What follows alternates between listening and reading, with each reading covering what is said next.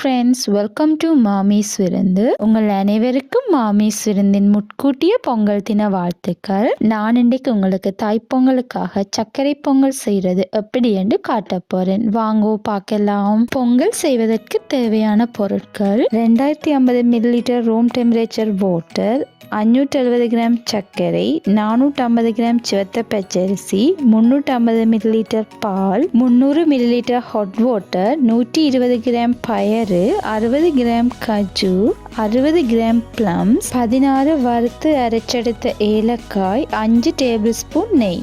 இப்போ ஆன் பண்ணி பானை சூடானதும் ரூம் டெம்பரேச்சர் தண்ணி விட்டு மூடி கொதிக்க விடுங்க. தண்ணி கொதிக்கிற டைம்ல பயரை வறுத்தெடுப்போம். பேன் சூடானதும் பயரை போடுங்க, கிளறி விடுங்க.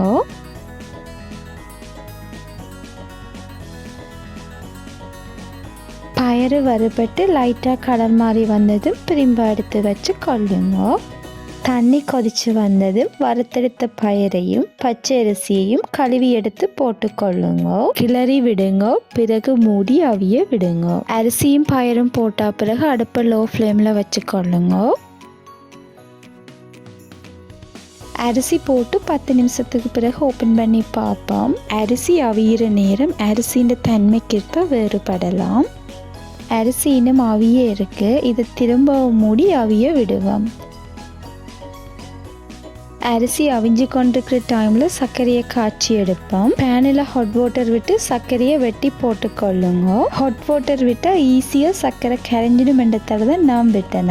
நீங்கள் விரும்பினா நார்மல் தண்ணியிலையும் சர்க்கரையை காய்ச்சி எடுக்கலாம். கிளறி விடுங்க. சில சர்க்கரைகளில் மண் தூசி இருக்கும், அதால் காய்ச்சி வடிச்செடுத்து விட்டால் நல்லா. நான் 2 கப் அரிசிக்கும் 1/2 கப் பயருக்கும் 3 கப் சர்க்கரை போட்டேன். நீங்கள் உங்கள் இனிப்புக்கேற்ப கூடவோ குறையவோ போடலாம். இப்போ சர்க்கரை கரைஞ்சிட்டது. அடுப்பை ஆஃப் பண்ணி கொள்ளுவோம். திரும்பவும் 12 நிமிஷத்தால் ஓப்பன் பண்ணி பார்ப்போம். தண்ணி எல்லாம் வத்திட்டது. அரிசியும் அரைவாசிக்கு அவிஞ்சு வந்திருக்கு. இந்த டைம்ல கரைச்செடுத்த சர்க்கரையை வடிச்சு விடுவோம்.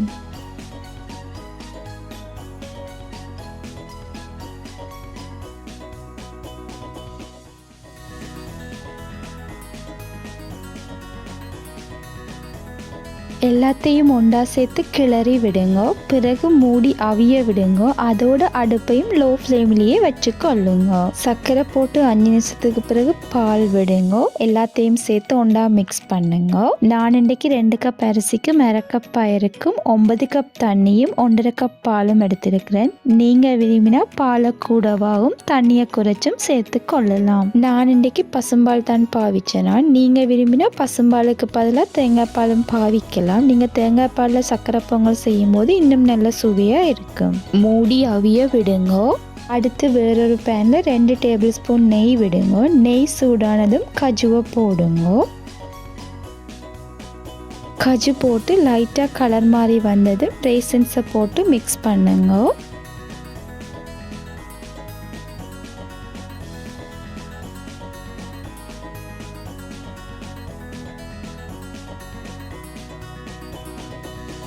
ரெய்சின்ஸ் ஊதி பலூன் போல் வந்ததும் அடுப்பை ஆஃப் பண்ணி கொள்ளுங்க. பால் விட்டு 10 நிமிஷத்துக்கு பிறகு ஓப்பன் பண்ணி பார்ப்போம். அரிசியும் அவிஞ்சிட்டது. இப்போ வறுத்தெடுத்த கஜு பிளம்ஸை போட்டு மிக்ஸ் பண்ணுங்க.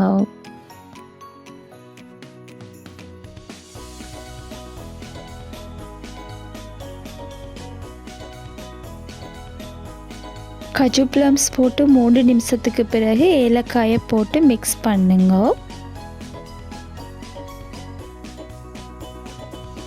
அது கூடவே சேர்த்து 3 டேபிள் ஸ்பூன் நெய் விடுங்க. எல்லாத்தையும் சேர்த்து மிக்ஸ் பண்ணுங்க. பிறகு அடுப்பை ஆஃப் பண்ணி கொள்ளுங்க. எனக்கு பொங்கல் செய்ய மொத்தமாக 40 நிமிஷம் எடுத்தது. அடுப்பை ஆஃப் பண்ண பிறகு பொங்கலை அப்படியே விட்டீங்கன்னா இன்னும் பொங்கல் இறுகி வரும். இதோ பாருங்கள் மாமி சுவையான சர்க்கரை பொங்கல். பொங்கல் தினத்தன்று பொங்கல் பொங்கி உற்றார் உறவினர்கள் அனைவரும் ஒன்று கூடி உண்டு மகிழுங்கள்.